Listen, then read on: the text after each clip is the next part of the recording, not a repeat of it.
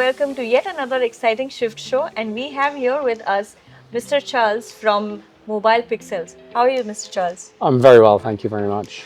And how do you find the Shift Show this year? Well, this is now my fourth shift Yeah. show. I recently joined Mobile Pixels, so I've only been there like 8 months. But prior to that, I had a brand which we came to the shift show a number of times. Right. I think it's a testament to how good the show is that this is our fourth year of investing and coming to Dubai. Yeah. So we generally see this as a very important event in our calendar, and it's something that we always eagerly want to support. Right. Right.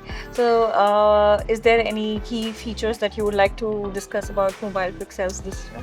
So Mobile Pixels is still a relatively young company, 5 years old, started in the US. Yeah. The first product that I did was a portable monitor for the laptop, because at the time they felt that the moment more and more people were starting to work mobily away from the office and potentially away from a big screen. And the moment you work on a laptop, your screen size is so much smaller that your productivity typically drops. Yes. And so by adding a second very light screen that attached to your laptop actually turned out to be the product that really got the company established. All right. So how do you differentiate with the competition?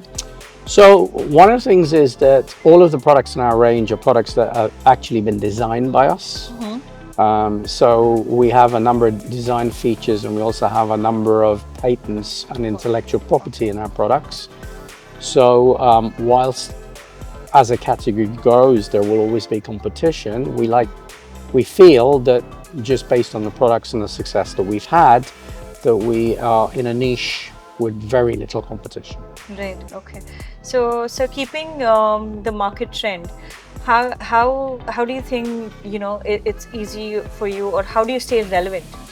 So I think our relevance is that if we think back to when COVID started, it enforced upon all of us a degree of change.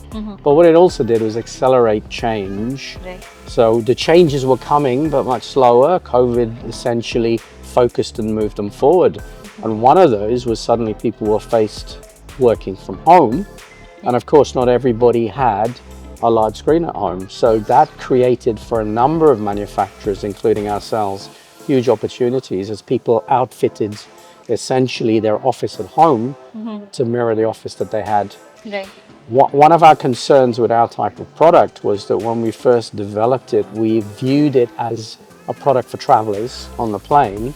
So we felt with nobody traveling that our business would actually decrease. But what we found was that not everybody had a separate room at home that they could kids out at an office. So they were either working from the table or they're working from the sofa. Right. And because our product's so light and it connects to the laptop, a lot of people were just working from their lap, right? Right. And so our business actually grew exponentially Okay. during the period because of that. Oh wow, that's great. So so now these days everybody keeps talking about being sustainable. So how does your brand contribute towards sustainability? So look, a lot of us are now aware, primarily through education, the damage that we're doing to our planet. Right. And so I guess that awareness makes us think about, what can we do to reduce the impact that we have. With a company like ours, we look at everything that we produce to try and figure out, if we take just packaging, that's probably the easiest thing to fix very early on, is recyclable packaging, getting rid of plastics and foam and all of that sort of stuff. So we've certainly done that because that's the easy part. But then in terms of the plastics and the metals that we use in our products, obviously we try to choose these products that we use that there is an ability to recycle them at the life cycle end of our product. Right. So I think everybody is trying to improve in what they do, and I guess being conscious of your negative behavior makes you want to, every time you iterate or bring out a new product, to try and do it more sustainably than the last product that you produced. That's right. So sir, in the recent times, would you, or is it too early to ask, would you be able to let us know that some of the challenges or successes that you faced, or some opportunities that were worth So, holding on to? yeah, well, look,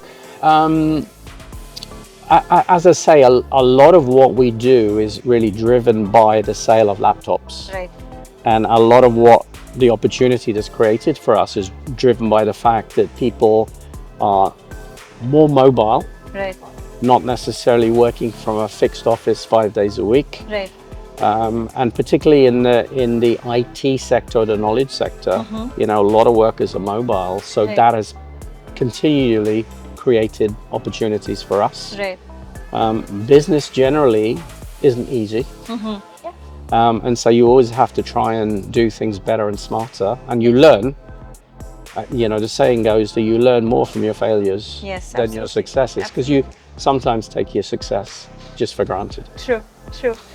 Thank you so much for your time, sir. My pleasure. Yeah, thank you so much for your time. Thank you. And stay tuned to TechXMedia for follow for more updates.